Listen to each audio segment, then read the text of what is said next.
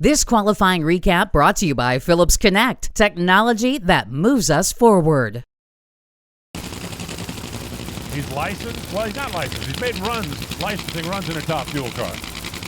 And bought a team. So Robert on one side, Matt on the other. Bob Taska, number one.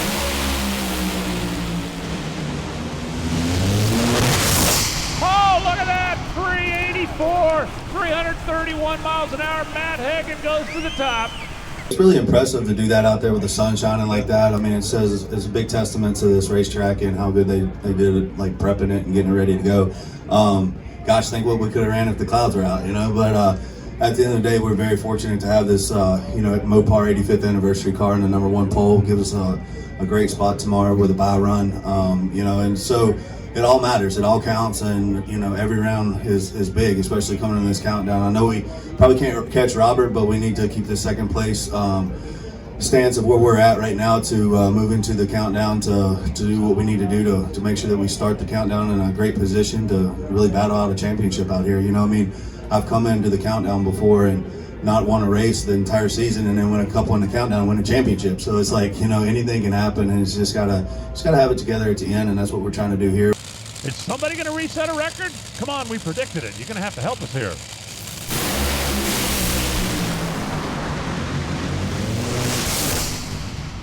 Brittany goes 3.661 at 334 miles an hour. The monster car goes back to the top. Yeah, we've had some killer runs.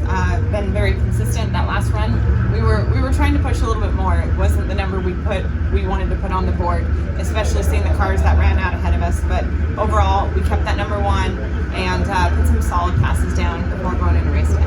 You feel in a good spot with 3 good runs in a row to head into elimination? Absolutely. We love being able to have 4 qualifying sessions. It gives us the chance to learn as much as we can about the car before race day. So, we had 3 good ones. That's good enough for us. It got us to the top spot. It collected us some points, which is exactly what we want and we're looking for. And we feel good going in tomorrow. We also have a bye. The guy with the best car, no question, is in the left lane. A lot of redemption on Kris Thorne's side of the racetrack this season. Jamie Miller, the crew chief, had been stymied at NHRA drag racing. They've won a slew of races. Kris Thorne himself had been stymied. That car is the car that he took upside down into the sand trap at the U.S. Nationals a few years, and it is running like a Swiss watch. He fixed it, though, right? Yes. Okay, thank you. We are pre-staged. Let's see if we have any gamesmanship on the starting line. The richest single run in NHRA Pro Modified history, and they are going to wait each other out. Oh, Kris. Steve goes in. He's ready. Thorne's in. Oh, hang on, Stevie. Oh, no. Stevie fast heads for the wall, wags the tail, throws out the parachute, and Kris Thorne is taking home the cash. 576, 250 miles an hour. And in the final round, and Kris, it's already been a spectacular season, but to go out and win the shootout deal, it just seems to add to it for you. Yeah, it does. We got to give a big thanks out to the D-Wagon folks for coming out here and putting this thing on and allowing us pro mods to be part of it. We've had really good success so far here at Brainerd. Went number 1, won the shootout. Now if we could just go take the money home on Sunday, we'd be fortunate. Kris, I talked to you earlier this week just kind of about your mindset for a shootout when you're racing before the actual race. Did kind of everything go to plan last 2 days? Yeah, everything's gone to plan, no mix-up. Team's been doing a really, really good job of keeping the car on track and in between round maintenance and giving me a car that's capable of winning. Now, Friday night, you're going for the pole.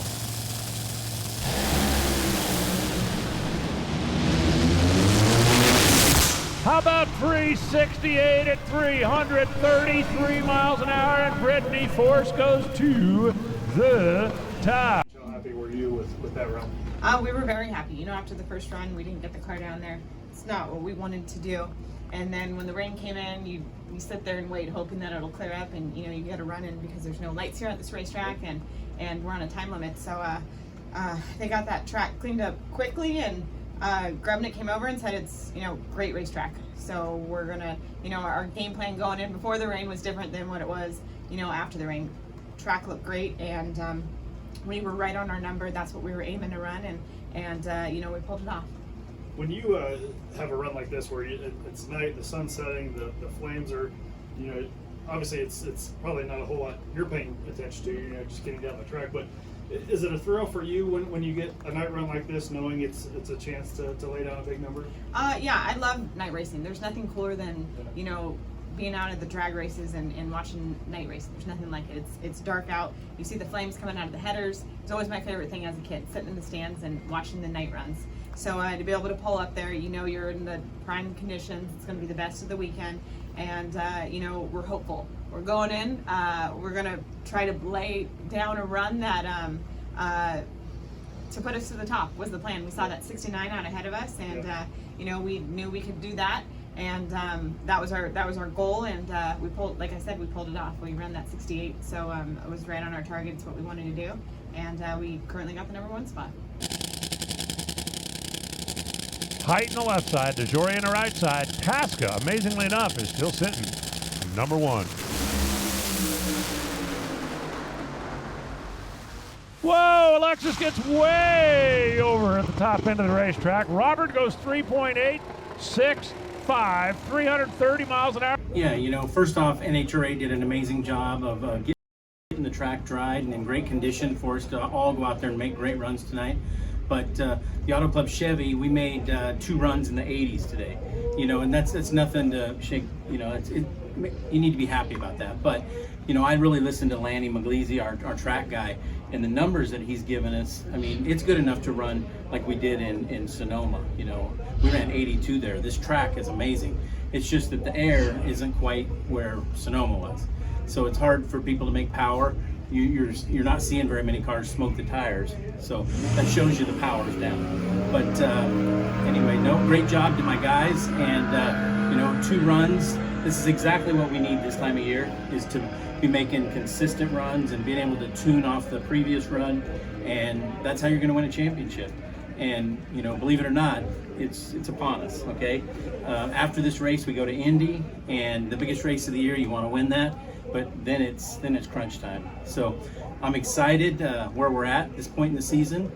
We are going to stay here and test on Monday, and hopefully only get better. So you look at a weekend like this, ideal conditions, great track, knowing what you guys are capable of. Is this a weekend that you really look forward to, knowing that it's a chance to kind of throw down and see what you can do out there? Oh, this is a breath of fresh air after what we've been through the last few weeks, and the heat and humidity. I mean, it's been brutal everywhere we've been. And so, yeah, this is really nice. It's nice to take that fire suit off and not just, be soaking with sweat. So it's this is great conditions, and it looks like we're going to have it all weekend. Fans are in for, a great treat, because there's going to be a lot of close side-by-side racing. So I know here in the Brainerd Lakes area, we've had a ton of rain here the last couple of days, and we certainly got more this morning. I was just curious your overall mentality this morning. If you thought you were going to be racing today, and once you were, just what kicked into gear for you there? Well, looking at the forecast yesterday, today did not look good at all. In fact, I was thinking it's going to be a washout. But the forecast kept getting better and better and better, and this track really holds up well. A lot of racetracks, when you see the kind of rain that we got here, the rubber starts lifting. But this is an amazing racetrack, and it says a lot. It still holds the ET record for funny car, 3.79 seconds, and it's just an amazing racetrack. And you've seen funny dragsters go 299 miles an hour here at the 8th. So this is one of the best tracks on the circuit. You just have to get the conditions, okay? Competition Plus is your go-to source for the latest in drag racing news.